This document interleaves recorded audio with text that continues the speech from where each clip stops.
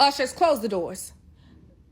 I said close the motherfucking doors. What y'all thought this was? Nigga, this ain't Christ the King. This is New Birth Missionary Baptist Church. Y'all better act like y'all got some motherfucking sense in this motherfucker. I ain't playing with everybody sit the fuck down. Put the money in the goddamn bag, goddamn it. I'm putting sins on all you bitches. Oh my God. Let's get into this Marvin Sapp $40,000 church drama. If you do not know what I'm talking about, apparently Marvin told ushers to close the doors during a church convention and asked the congregation to cough up, get this, $40,000. I beg your pardon? Yes, $40,000. Oh, hold on, bro. How you, I'm saying, how, like, talk to me, bro. Now, people are calling it a shakedown, saying he held folks hostage until they gave money. The video went viral from the 109th Pentecostal Assemblies of the World Convention in Baltimore. Marvin Sapp was up there like, don't open the doors until we raise these. Don't open the doors until we raise this offering. And they understand the cost that is involved. There's 1,000 of you. I said close them doors. Ushers, close the doors. Close the doors. Close the doors. It's 1,000 that's watching online.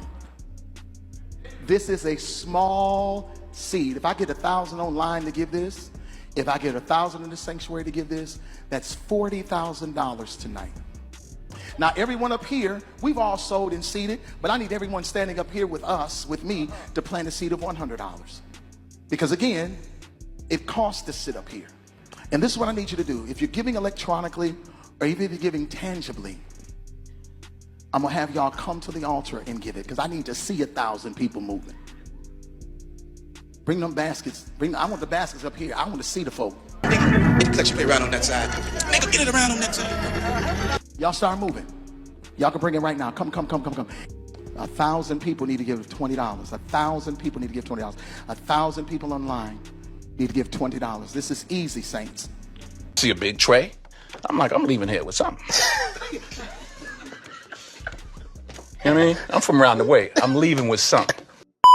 Now, some people in the room and online were cool with it, but the internet, they were not having it. Folks are calling it manipulative, saying it was giving, quote unquote, holy hostage situation.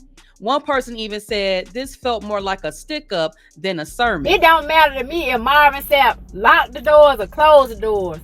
What he did was say, close the door. Somebody mad because they said somebody, he didn't say lock the door. I don't give a flip what he did.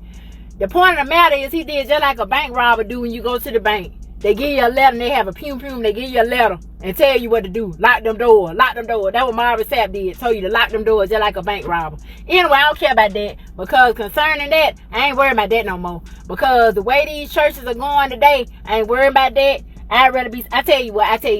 Give me the next location to the next trail ride. I'd rather be at the trail ride. You safe at the trail ride because they ain't got $40,000 there. Somebody tell me where the next trail ride event is. Because I'm not finna argue with nobody and justify if the doors was locked or unlocked. What difference do it make? The bank robber demanded money. That's all I got to say. And where the next trail ride is. Bro, that is not tithe and offering. That is a ransom. he just robbed the church in a soft voice on the mic. That's all. This is a stick up for the Lord. Lock the doors. I need your money in the name of God. Not only did he say, I need 100 from everybody behind me, 100 from everybody to the left and the right. He said, I need everybody that's watching. We got 1,000 people watching. Yeah, you online watching electronically live. I need y'all to come out them pockets too.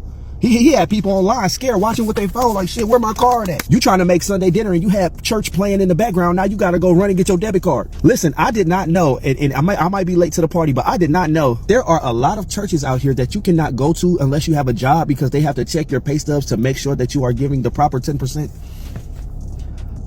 They have to make sure like, how much you make a year? Cause last time you was offering on some, it was kind of rocky. You gotta, yearly we need to check and make sure you're hitting that 10% goal. To say these churches are getting out of hand at this point is an understatement. You ain't never lied. You ain't never lied. You ain't lied. Marvin responded. He said it wasn't about control. It was about keeping the moment, quote unquote, sacred, minimizing distractions and keeping the offering space secure. He also pulled out scripture, 1 Chronicles 29, talking about how David challenged people to give generously. That the Lord wants you to give generously. So in his mind, asking for a set amount from everyone was biblical. Here's the thing. I get wanting to challenge folks to give. Churches have bills, ministries need funding, and big conventions like that aren't cheap. But this is where it gets messy. It is the delivery. Telling ushers to literally close the doors until a goal is met, that hits different. Help me understand. It doesn't feel like a sacred exchange. It feels like a high-pressure sales pitch with gospel music playing in the background. Okay. That part. And let's be real. This opens up a bigger conversation that's been brewing for a while. A lot of churches are being called out for always asking members for more and more money. When members fall on hard times, they are met with silence or paperwork or a whole approval process like they're applying for a grant. Marvin Sapp told the people to close the door and give me some money. Now let me tell you about the time I was a college student and I was a praise and worship leader at Pastor Mike McClure Jr.'s church, the Rock Church in Birmingham, Alabama. But I was going to school at the city over in Fairfield, Alabama. Pastor Mike McClure Jr. preached his heart out. As I can see, like, come on, like he's very spirit-filled, right, when it comes to preaching, so very convincing. So at the end of that sermon, he basically, of course, led us to giving basically out of sacrificial giving. And being a broke college student working part-time but full-time student, I didn't have it. I may have just had $10 to my name. So what do I do that Sunday? I give, knowing I literally was on E and needed that money to get back to my dorm. All in the spirit, and I'm leaving church, and literally as I made a right out of that parking lot, my car shut down because I was on E and already just gave my money to the Rock Church, right? Sacrificial giving. And mind you, I'm in Alabama. My family is in Miami. I literally have nobody, but thank God I called my parents and my parents were able to cash out me money, but now I needed to get to a gas station to get my tank filled. Now you would think me being on the side of the road that all the people that were coming from the church that literally just saw me praise and worship on that stage would at least stop, give me a hand to get me to that gas station that was right around the corner. But I had no help. I got absolutely no help. But I thank God that time, Rashana, she was one of the choice friends that I had at that time, and I called her, and she's the one that ended up giving me a lift to get gas and coming back to my vehicle. And since then, I never went back to the Rock Church. I never sang again at that church. And I think it became my journey when it came to churches and realizing that the only people that are truly sacrificing is you. You're sacrificing your own mental health to give what you already don't have. And when it comes down to it, a lot of these churches and people would never lend you any help unless they're getting something out of it, right? Unless they're getting applauded for helping a family. And then it becomes newsworthy because now this pastor is doing something grandiose and big because now everybody is talking about it. This is what we dealing with in America. And that's where the trust breaks down because people are like, I tithed faithfully. I gave when y'all needed it, but now I need help and it's crickets. Y'all go ghost. That's what makes these big acts feel off and questionable. It's not just about the $20. It's about people feeling used and not supported. So was Marvin Sapp wrong for what he said and what he did? Or was the internet just overreacting? Do y'all feel like the message got lost in the method? Let me know what y'all think down in the comment section. Like this video if you feel like church culture needs to be more accountable when it comes to money. And subscribe if you want more conversations like this.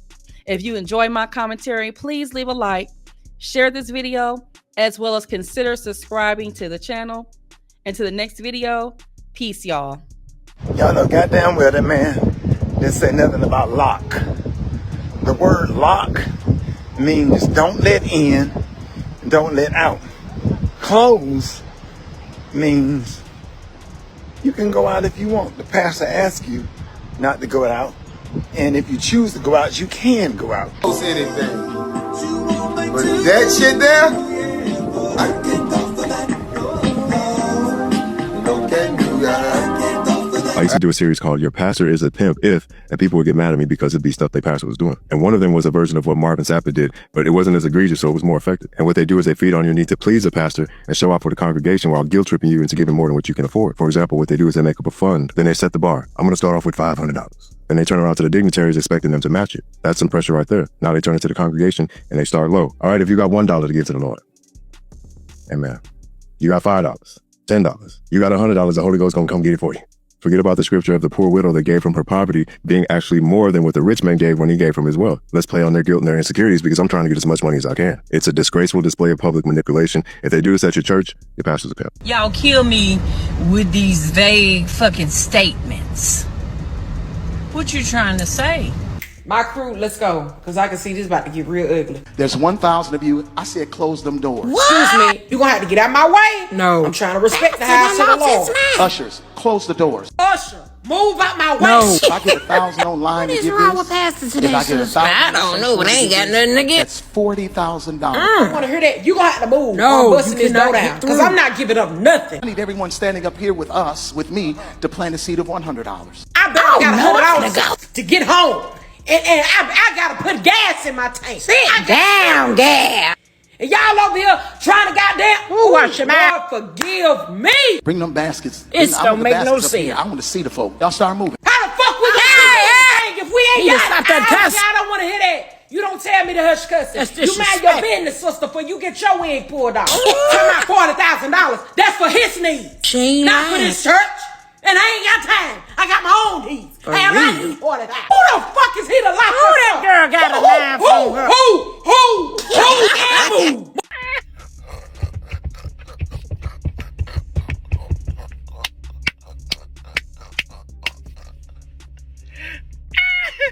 This guy right here is precisely and exactly the reason why a lot of people really stop going to church, man. This guy right here, Marvin Sapp, asked for $20 a piece from 1,000 people that was in the congregation, and also asked for $20 a piece from 1,000 people that was online. Y'all do know church is nothing but a big fashion show. Even though we go to church just to get the word, it's the right thing to do, but a lot of people stop going to church because of this very reason. How many churches have you walked into and they're passing around the donation tray? Years ago, they used to pass that tray around one time. But if a church service is 2 hours long, they're passing that donation tray around at least 5 to 7 times. What's the reason why you have to pass that tray around that much? This guy, Marvin Sapp, comes on here, asks for $20 a piece from 1,000 people. That's what, 20,000? And he asks for an additional 20,000 online. But where's the money going to? What are you doing with the money? Is that to pay your bills? This is why people stop going to church. All the congregation doing is pushing people away. I'm all for the church. I grew up in a church type setting, but this is not that anymore. Everything is about greed.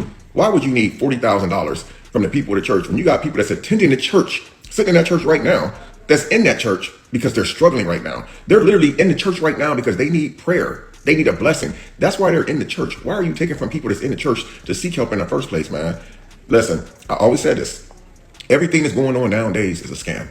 We are in our last times. This Marvin Sapp dude, in my opinion, I feel like he is what he is, man. He's scamming the church, bro. This should not be going on in the church. $40,000? You're asking for someone's whole entire yearly income. You're asking for a whole entire year income from somebody in one day. Ooh, wait. This whole Marvin Sapp thing. See, I'm always double-minded when it comes to church issues. Now, look, the church needs money to run. There is not an organization that cannot run without money. The problem is, y'all are shocked because y'all did not live through the building funds and the multiple offerings that happened in the 90s and 2000s. It's just caught on camera now. Y'all are missing the fact that pastor won't end service until everybody sows their seeds. Y'all done miss when they complain about the dollar tithers. You done miss when they complain about low offering. You done miss the building funds. Raising funds for a building for 20 years and the building still looks the same. Or having a special fund for a new facility and that facility is still land and it's been almost 20 years. Y'all done missed that. Not new. It was just caught on camera. As someone who has seen the intricacies of the church, especially a mega church, and seeing how many employees and how many moving parts there are, I am not opposed to pastors getting paid. I'm not, because I'm like, okay, it's a lot. This is essentially a mini corporation. It's a Fortune 500 company. There's a lot of people that work here. There's a lot going on. Okay, you need to get paid. I have no problem with that. I don't think all pastors should be living like paupers. My problem comes in when you are living in $1 million home. You're living in the equivalent of our bougie neighborhoods here of Ruxton, Columbia, Bethesda, Clarksville. You're living in the equivalent there, and most of your parishioners are poor. People ask for help paying their light bill, and you say no. You don't have a ministry that's set up to help your congregants. That's when I have a problem.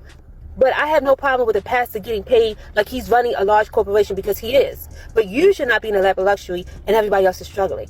Where am I going? I'm never gonna pay it.